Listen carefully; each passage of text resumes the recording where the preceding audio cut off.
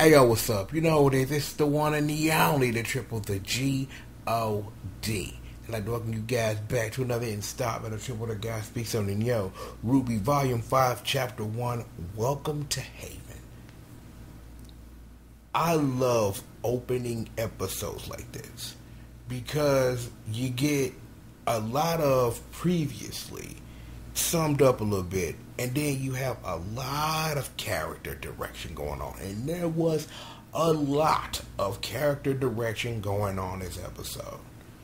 We got the Ranger Squad, and we got everybody's favorite Uncle Crow sitting up here, and they finally make it to Haven, but nobody's at the school. When they get there, you got Uncle Crow explain people that, yo, the griminess is down there in the ghetto, but as long as you go up, you living good. So just remember to keep that in mind, and trust me, that's never, ever, ever going to come into play this volume, I don't think. Yeah, it will. However, when they get to Haven Academy, though, they finally are introduced officially to Professor Lionheart. And like I said in the Yang character trailer, is we know Lionheart, he on one. We already know. And it's like, Crow sat up here, presented all this evidence of like, yo, we need to go get the Spring Maiden, bruh, because if we don't do that, it's going to be some issues, right? And you got, where are my words that my head is hurting so bad? Okay, words. There are words.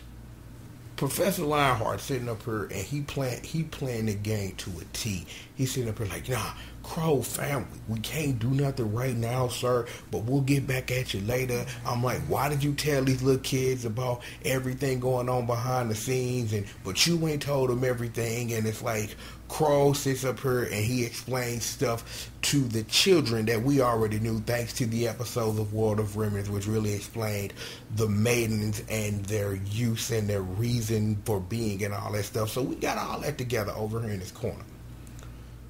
Also, we finally got a follow-up to something else that happened at the end of Volume 4 when Oscar, the Niglet farmer, ran into Uncle Crow's, everybody's favorite Uncle Crow. Uncle Crow, like, yo, can I have a cane?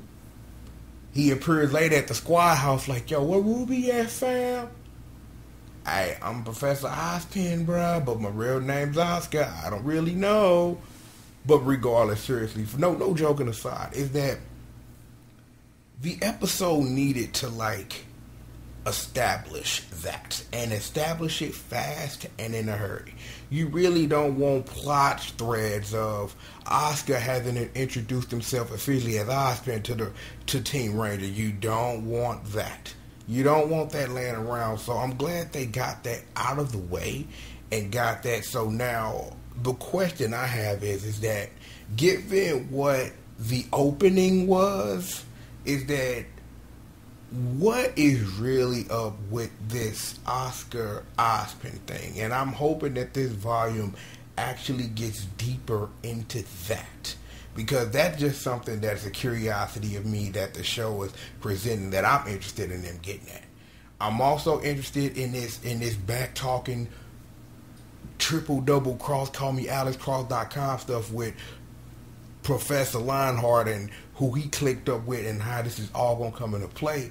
Cause it's like, Crow done sat up here thinking he can trust homeboy, and you done sat up here and sold the game to the squadron. So it's like, this is gonna get interesting, and it's gonna be a race. I'm like, in other news, we got Miss White, she on that ship, and it's like, that was a lesson, honestly, that I'm glad that the show presented right there, front up face. You can't save everybody. Your choices dictate the actions of others. You pay to be on the ship to get to Haven on the low. That's what you paid for. Pilot like, nah, man, we can't go save her. What do you mean by? Look, we do what we gotta do. Survival is indeed of the fittest. And if you get yourself in a problem that you can't get yourself out of, that's your business. I'm just trying to make it back to my family.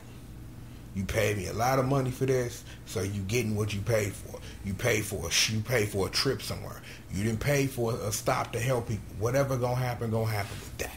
And it is what it is. And it's like with Weiss, and it's like trying to figure out like how long it's gonna be for the squad all gather together. That's going to be interesting. I don't really think that that scene between Weiss and the pilot is really going to like changes Weiss' dichotomy on anything, because she already knows and understands, because of the fall of Beacon and all that stuff of you can't save everybody. You want to, your thoughts and your feelings are pure and precious. Don't get me wrong. You cannot save everyone. You just can't. It's impossible. You can try. You can try to juggle all those things, but sometimes you're going to drop something. And that's just what it is. So, I'm glad that they got that out the way, but I just can't wait to see my girl Weiss back in action. Meanwhile, on Menagerie, we got Blake Daddy and we got Son Who Won't Shut Up, Sun Wukong getting along and understanding that, we kind of agree on something. I thought that was a nice little moment, especially if they really are pushing Son and Blake to get together. It's like having Son and Daddy Blake sit up here and get into work, you know what I'm saying? Sit up here like at the same time on some Jinx, you owe me a soda. I thought that was kind of odd, you know what I'm saying? So I'm like, my thing is like, what is it ultimately? What they really gonna do with this? Because Gira has some real leader choices to really make here. Because you got the evidence that's going to be this, but you got Ilya on the outside telling Blake it's not even going to work. So what is it that is going to be done? What is it that you can really, really, really do about a group of people who done been 50 steps ahead of you even before you knew there was a race taking place? Is that, like I talked about in the Blake trailer, that razor thin line between friend and foe?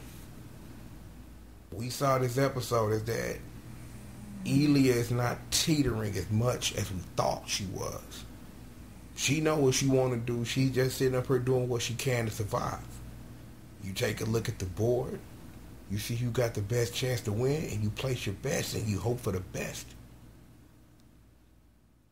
But you really gotta wonder, has Ilya made the right decision to side with the White Fang, with Korn and Fennec and all them, and try to figure out like what's that really about, right? Like what kind of consequences on Ilya will making a decision against the good guys in the show, because you know that there will be loss, but their triumph is, what are you going to lose for the choice that you've made? Because I'm going to say this now, and I ain't burning bread on characters, Ilya ain't going to make it. Because you know it's going to be some killer be killed stuff, because if you think that razor thin line between what side Ilya stands on and what side Blake stands on, and you think that's not finna come into contact with each other later this volume, I got a bridging booking to say, you don't believe me. I'm just letting you know.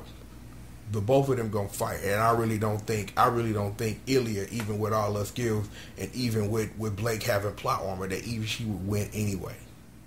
But you really gotta wonder, like how I said, how Korn and Fennec and Adam and the Black Fang, the White Fang, actually, I was on Black Fang, I was thinking about something else entirely. How all of that is going to play and what's going on in Menagerie, because Ilya said it herself, like, yo, I don't want to have to do this. Oh, God, no, but if you don't believe, we gonna kill the whole squad, kill the squad. Oh, we just murked the squad. Because that's what's gonna happen.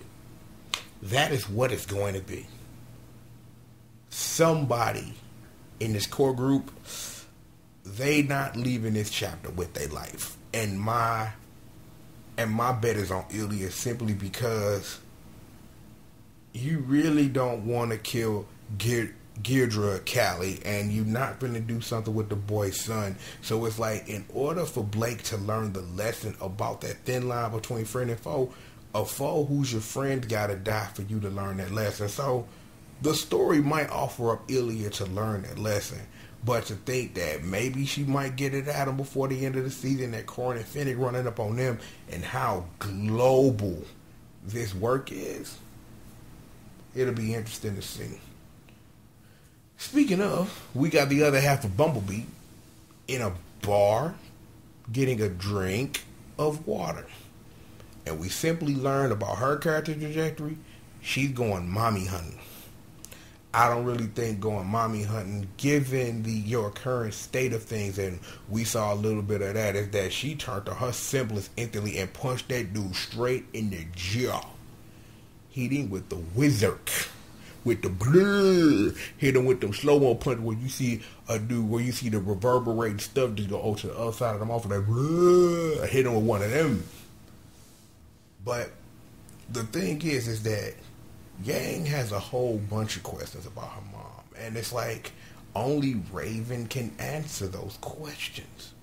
Only Raven can. But the question is that we know that the story is going to get Yang to Raven. But what's going to happen when she gets there?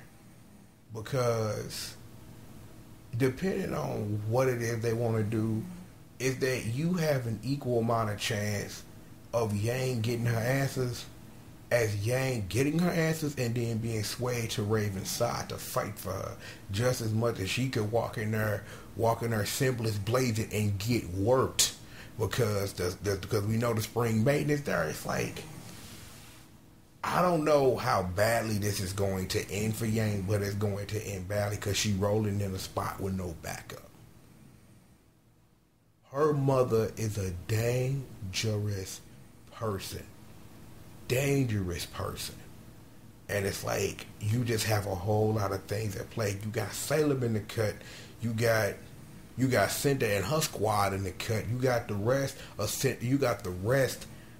of Salem's crew in the back wings waiting, sitting up her, and it's like, she got her hands in everything via all her little lackeys, just in everything. And it's just going to be nuts to see how this game of chess, this volume, is going to be played out. Because this is not like some reset of the chessboard. It never was. The game restarted when Beacon fell. Because you have to take a look at what your chessboard looks like. What are your pieces? And what is your best strategy to win? And it's like, Salem done been 2 steps ahead of everybody. And when I mean 2 steps, I mean 2 long, giant steps ahead of everybody. I'm really sitting up here wondering, is Cinta actually going to utter words this season? Because I saw the opener and she's sitting up here staring across from somebody I didn't recognize. So it's dissension in the ranks. It's beef. Anything can happen. So I'm just sitting up here like in anticipation, like, y'all, I want to see what this is going to do. What can this show bring to me this volume? Because Volume 4 brought it. Volume 4 did a whole lot for me, including one of the favorite reviews I've ever done, Kyori, The Origins of Boop. That is some of the most fun I ever had on the microphone. Like, I've had some fun moments on the microphone, but talking about Boop and one of my favorite characters in Nora Valkyrie, and then in conjunction Lauren, having fun with Kyori, The Origins of Boop, was just a fun thing. And I have a feeling that this is going to be a lot of action, a lot of fun, and I'm going to have an episode this season where I am just going to clown and have fun. So I just can't wait. I hope you guys enjoy this volume. I'm like, I do what it is I do, and I know the people would disagree with my views or whatever it is, but I'm just here to do what I do and have some fun. So learn to relax, okay? Learn to relax. Speaking of relaxes, I suggest you go ahead and enjoy the rest of your Saturday, enjoy your weekend. Work will be work, and work will be coming. So how about that?